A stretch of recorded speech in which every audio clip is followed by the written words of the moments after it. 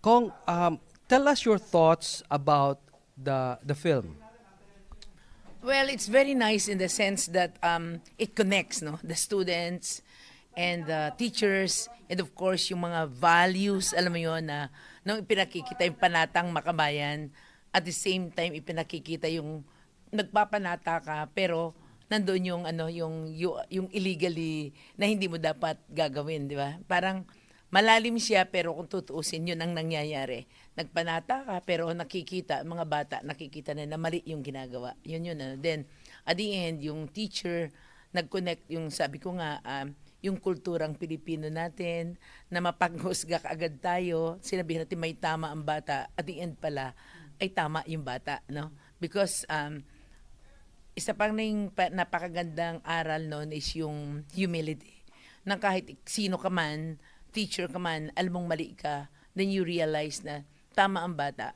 It's nice to say, sorry, nagkamali ako. Yun yung napakagandang values na sana ma-maintain natin na pagkamali ka, dapat tanggapin mo yung pagkakamali mo. Kasi pag you're bold and you don't know how to accept yung fault mo, di ba? Parang hindi ka magandang example na alam mo yung lies, di ba? So yun ang nagustuhan ko doon. So, marami, magagandang aral na malalim, pero tumatagal lang tumatagal. Makikita mo yung connection. No? Kong, you've been a representative sa A-Teachers Party List for so long. Can you say that ang pagtiteach ba natin, may changes ba 10 years ago, 20 years ago? Definitely. Kasi yung 10 years ago, nandun pa tayo sa, kailan ba tayo nag-start ng K-12? Sabihin natin 2013, before the K-12, iba talaga. Nandun pa yung, pero hanggang ngayon hindi pa rin nawawala sa mga far-flung areas wherein there's no internet connection. So, ang ginagamit pa rin is the old way. Wala pa tayo ng mga computers, no? Nag-evolve na siya sa ngayon. Pero, hindi siguro pa rin na ibibigay.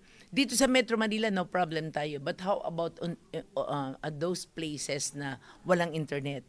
Paano natin ito madadala sa mga, let's say, mga minority schools or yung mga lugar na hindi nare-reach ng ganitong mga internet connection? So, old school thought pa rin.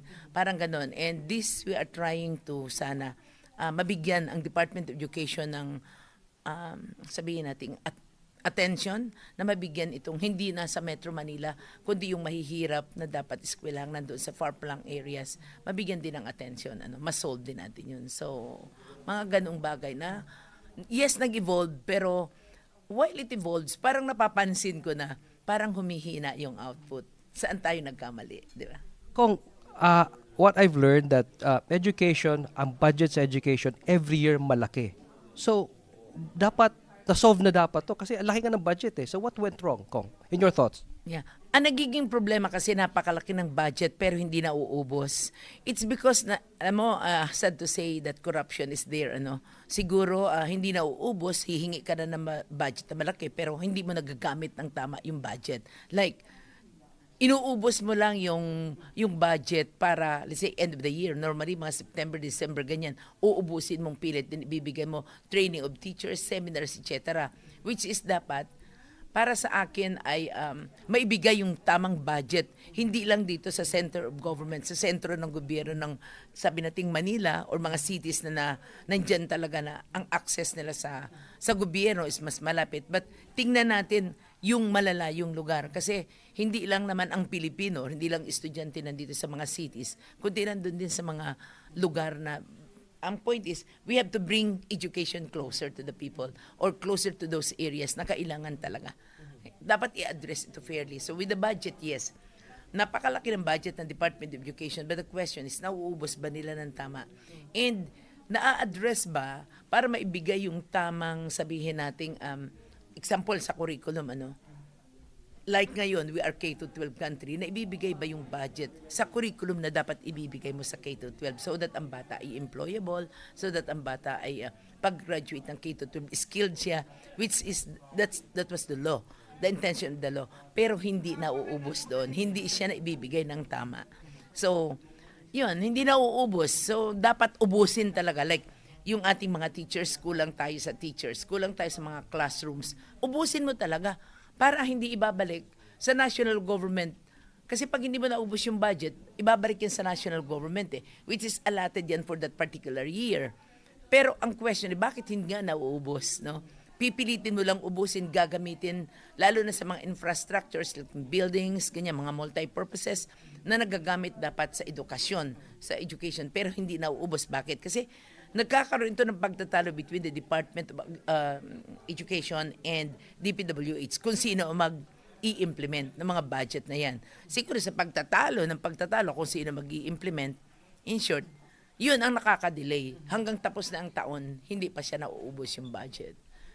Kung we have a question, ito yung common na mga question ng mga tao ngayon, especially sa mga parents, and as a representative of a teacher's party list, ang sabi nila, ano ang sense ng K-12 kasi nga wala din namang trabaho, tutuloy pa rin ng college, tapos they have to spend another 2 years, ang tagal. Okay. Alam mo, napakaganda kasi ng intention ng batas na K-12.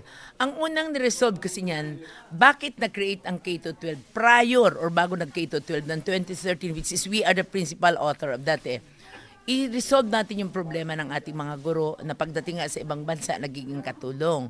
Yung ating mga nurses are nagiging caregivers or professionals are not recognized abroad because we lack basic education.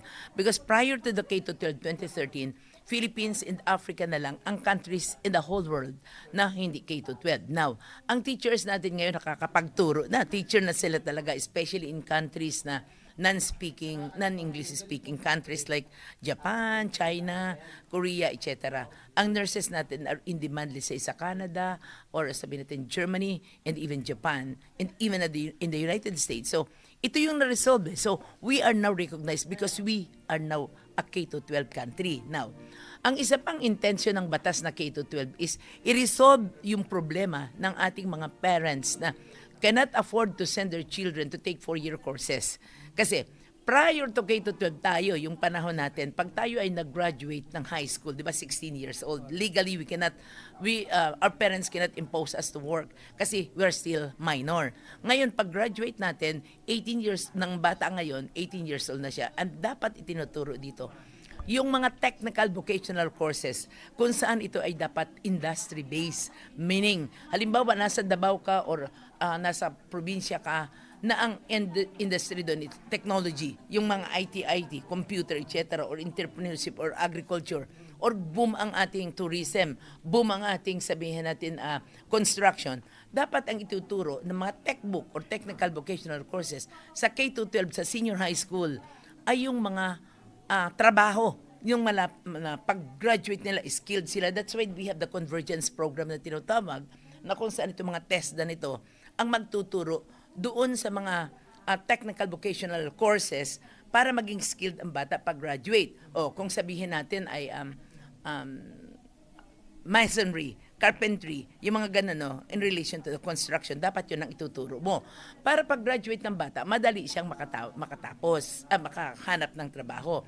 And siguro ang isang magandang legislation dyan na magbigyan ng pansin ay yung ating private sectors, no? Palalakasin natin ang public-private partnership kung saan yung mga private sectors, yung mga corporations, dapat part of their portfolio na tinatawag doon sa employment nila should be coming from the K-12. Kasi ngayon, siyempre, pag nag-apply ka sa mga private corporations, graduate ka ng K-12, hindi ka papansinin. So, pero dito may mga trabaho na tigalinis ka lang ng o maintain ka ng air condition, dapat kuhanin mo doon sa K-12 graduate. And there should be the DOLE participation. Na alam mo, ganito karami yung inventory ng gagraduate mo sa K-12. Hanapan mo na kaagad yan ng trabaho. And at the same time, yung employability ng bata, no? Kaya hindi siya pampahirap kasi dapat yung mga subjects na itinuturo na sa K-12 like English, Humanities, Filipino, Math, etc. at yung mga simple engineering subjects, dapat yan ay hindi na itinuturo sa college. Kasi nakuha mo na sa K-12 Pero may mga oppositors dyan like yung mga nagtuturo sa kolehiyo, mawawalan sila ng trabaho. Let's say nagtuturo ng Filipino, English, Math, ganito. Pag dinala mo yan sa K-12, hindi siya pwedeng magturo unless you are a board passer. Yung teacher passer's exam ka.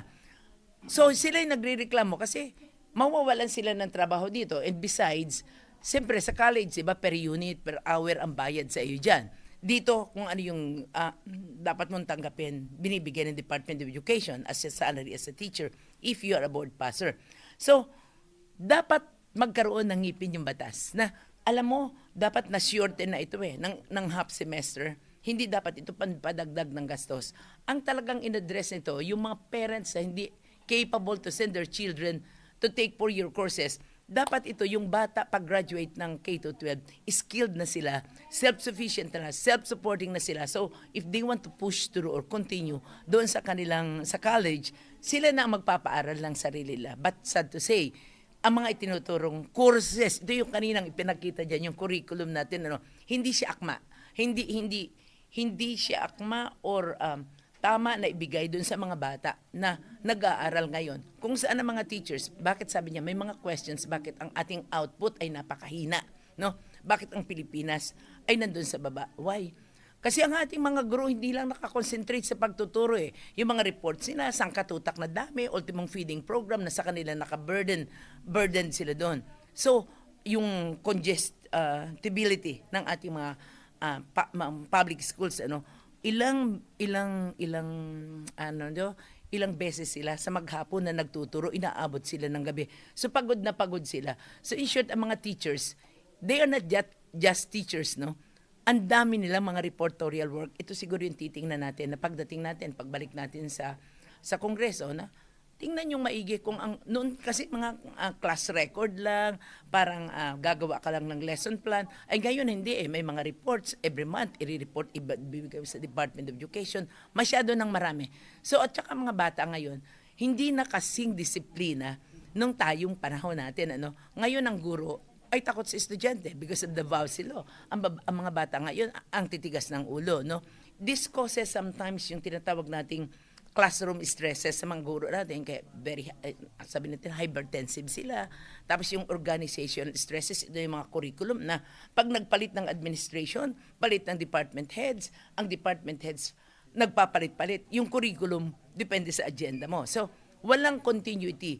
Although sabihin natin, hindi siya institutionalized, yung curriculum. And sad to say, Congress, hindi nililegislate ang curriculum. So the review of the curriculum must be given, or it's the Department of Education who review the curriculum na ibibigay. But, paano mo ma-review kung ang mga department heads, example, yung mga undersecretary and assistant secretaries, are people coming from kung sino yung gusto mong dalhin. Di ba? Normally, pag tayo ay secretary, dadali mo lahat yung tao mo, kahit hindi yan mga educators nandoon. Ako, I suggest that the undersecretaries at least, or the assistant secretaries, should be coming from the education sector. Kumbaga yung mga seso, yung mga talagang na-promote, yung sabi natin mga dating mga superintendents, yung mga regional directors, yan ang ilagay mo dyan sa curriculum na. I think alam nila kasi yung nangyayari on the ground Hindi po pwedeng ang secretary will just be depending on ano yung report ng iyong mga undersecretary na hindi ka nagka-crowdsourcing. So napaka-importante kasi yung crowdsourcing sa paggawa ng mga gatong mga yun sa curriculum para alam mo kung ano ba yung problema ng mga teachers mo, ano yung problema ng estudyante mo, so that you can come up with a good curriculum. At saka tingnan mo muna din yung values, no, yung kultura natin. Para bang nawala na siya. Kaya napakaganda nito kasi makikita mo yung kulturang magtapon. You have to correct that Kaya napakaganda ng film kasi nakita mo na itong kulturang Pilipino na dating mga disiplinado, paano siya nag-evolve? Yan ang ganun sa masyado na pati siguro yung kulturang tama ay nai-evolve sa hindi na maganda, no? And why? Environment maybe, yung nakikita yan. Pero kung maganda ang ating edukasyon, at bibigyan natin ng laya yung ating mga teachers to discipline like our time, siguro hindi ganito yung ating mga kabataan sa ngayon. Kog, short message about the film. About the film, yung mga napanood. I think we have to encourage and invite all the Filipino special educators and our parents, the students, to view this film kasi para sa akin it's puno ng aral Malalim sa simula pero makikita mo hanggang sa huli na napakaganda. So we invite the Filipino people, especially the teachers, the parents, the students, and even yung ating mga department heads. Tama yung sinuggest kanina. Why? Because lahat ng ating departments, are based on the Filipino culture. Wala tayo kasing departamento.